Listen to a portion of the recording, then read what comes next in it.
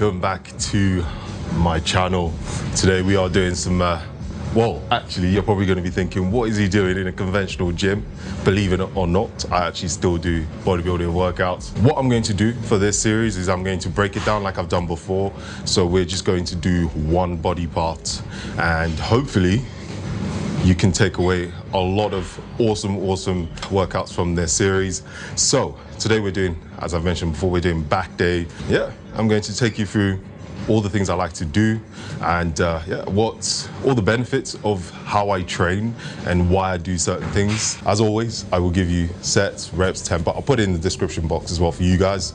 So yeah, if you enjoy the video, like, subscribe. I haven't said that in such a long time. And this is probably the most I've spoken in a video, so I don't do that anymore. But yeah, we're going to start now with some prep work. Let's do this.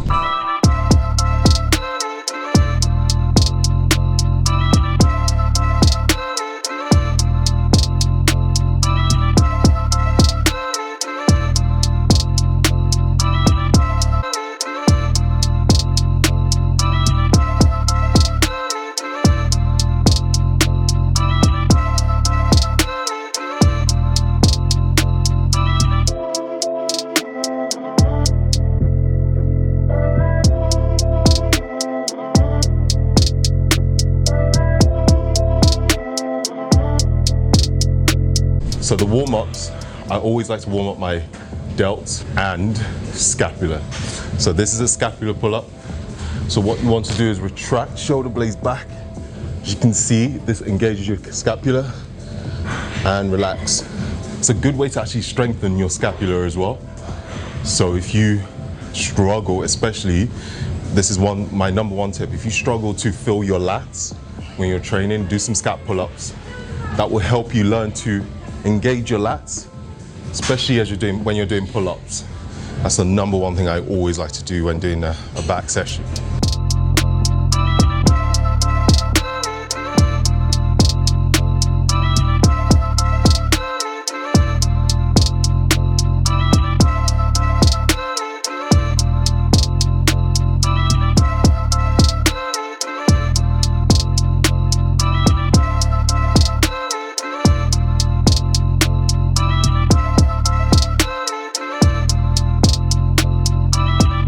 The number one reason I like to do scap pull-ups and pullovers before I actually go into the main workouts is because it helps engage your lats.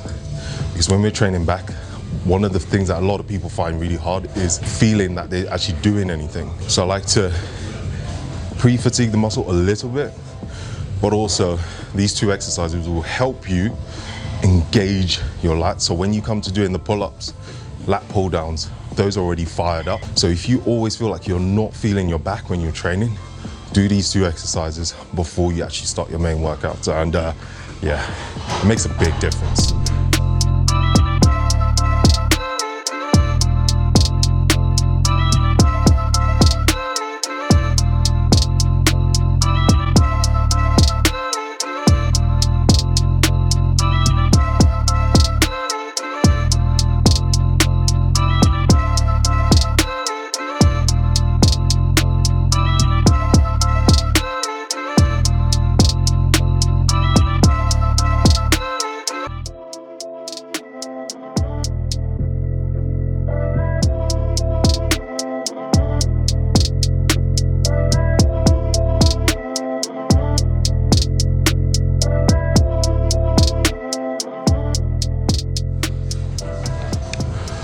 Pull-ups, two different grips. That's on purpose. Now, a few things with pull-ups, I always like to do tempo. Unless it's, I would say, 5 rep maxes. I always do tempo, 2 seconds, 3 seconds, because you want to put the muscle under as much tension as possible for longer. And that's where we grow. So, if you struggle with them pull-ups, it's going to be harder. You probably find that you can't do more than 8 to 10 reps. That's fine. But the whole aim of this is not counting reps. Yes, of course you have a rep range, but you have to remember that we're trying to grow. Just trying to put that muscle under as much tension as possible. If you do 1, 2, 3, 4, 5, 6, 7, 8, 9, 10, your back, especially your back, is a huge muscle group. It's gonna be like, cool. What gets tired when you train back, especially your forearms and your arms, your back's chilling. So remember that. Put it under as much tension as possible. If you can't do pull-ups, do negatives. Do assisted, but I'd rather you do banded, assisted, or negatives if you can't do pull-ups.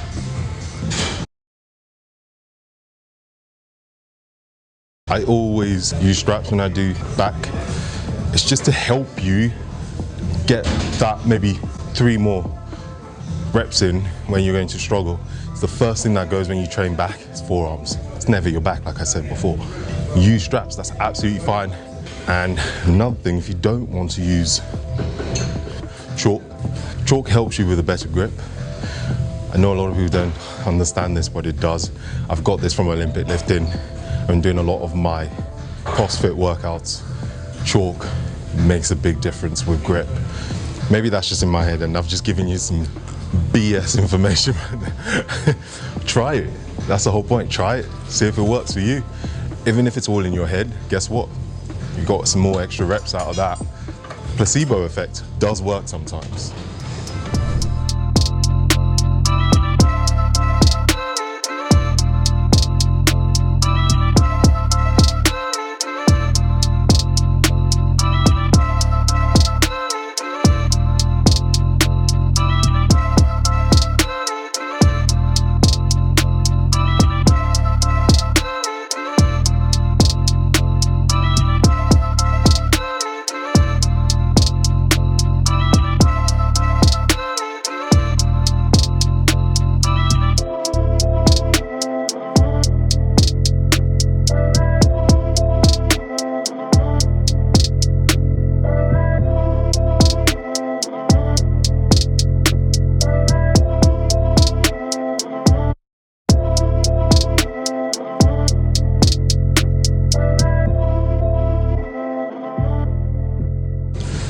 Okay, lat pull down. I prefer to use the bars, the handles. Your arms will be wide enough, so this automatically engages your lats. But I find this grip a lot better when you pull down to really squeeze your lats as hard as you can. It allows you to do that. What I find is this way, I find it a lot harder. Not a lot harder, but I just find it trickier to do. What we did with the scap pull ups, same thing you do with the pull down. So engage first and then pull down. Just that small engagement. If you want to, you can exaggerate it down. Pull, squeeze as hard as you can. So you're working your scapula, your lats as well. And then superset with a standing closed grip, row. Absolutely love this. Very similar to when you do the pullover, but again, really engage your scap and pull down. So out, engage. See the difference there? When I'm relaxed to when it's engaged. Pull. You can allow it to relax and then engage first, pull.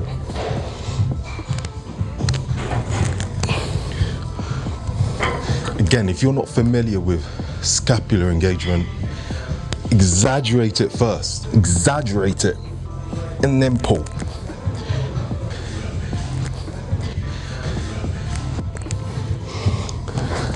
So that you're in your head, it allows you to remember that movement first before you row.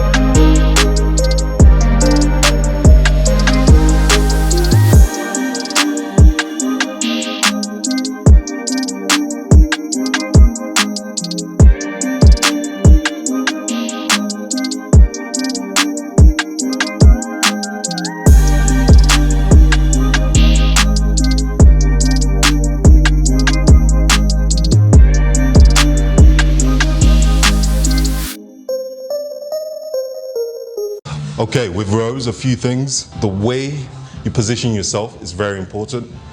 Not this, not this. A nice alignment. This is more for stability. You can do this way too, it's absolutely fine. It just requires a lot more core engagement when you stand like this, so, which is actually a good thing, so you can do that too.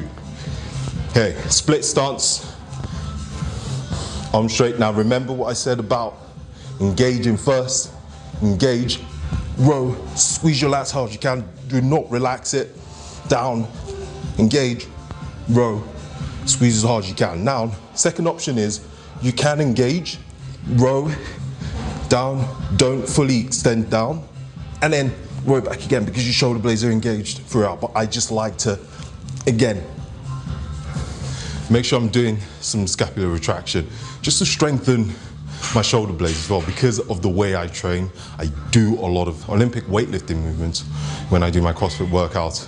It's just stronger shoulders, because shoulders are one of the #1 things that gets injured or inflamed. Yeah, just add that extra shrug. It makes it harder. And of course the tempo as well. This is tempo, nice and slow. It looks boring. You might find it boring, but your muscles will thank you for it. So yeah, #1 tip, tempo, tempo, tempo. Now the seated good mornings, I normally used to do this with a barbell, but actually doing it with the dumbbells, awesome. So, legs wide, dumbbell onto your chest, arms close, deep breath in first.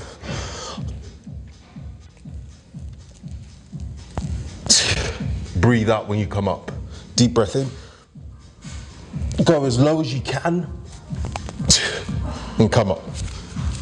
This is a great lower back exercise. That's the one thing we always forget to train, is our lower back.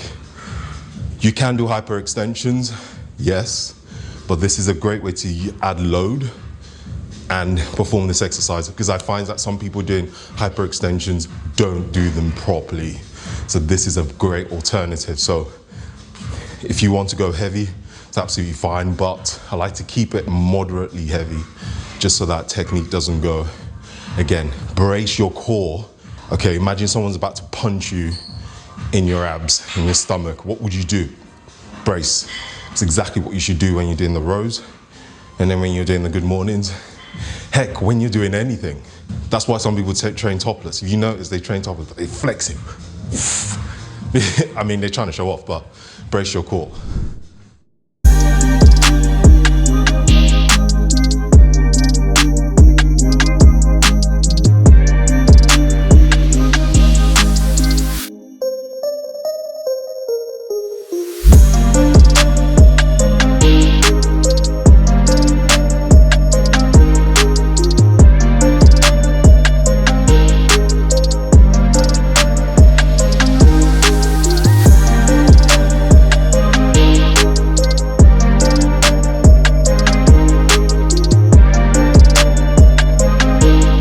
With the rows, I prefer to do seated rows, single arm. It helps to fix imbalances, and it stops one side being stronger than the other, because when we always do everything that's, you know, a bar, rope, whatever, you're using both hands, the stronger side will be doing more work. It's just how things will happen. So to stop that from happening, I love doing unilateral work. So half of my sessions will be unilateral work.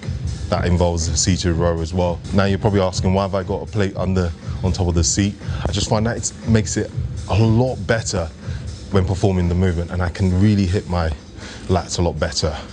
That's the reason. There's no scientific reason for it. It's just a preference. Make sure that if you come forward, that's fine. Engage. You can see the difference. Here, engage, pull, squeeze. Remember, squeeze the muscle like it owes you money, and then forward, engage, pull. Now and again, if you don't want to focus too much on engaging this, engage first, pull, come forward, stop here, that's still engaged, pull. Now, because once this is relaxed, you see that what's happening here is lats aren't engaged, bad posture. Upright, engage. Your lats will be engaged automatically. Remember that tempo when you come back, squeeze your lats.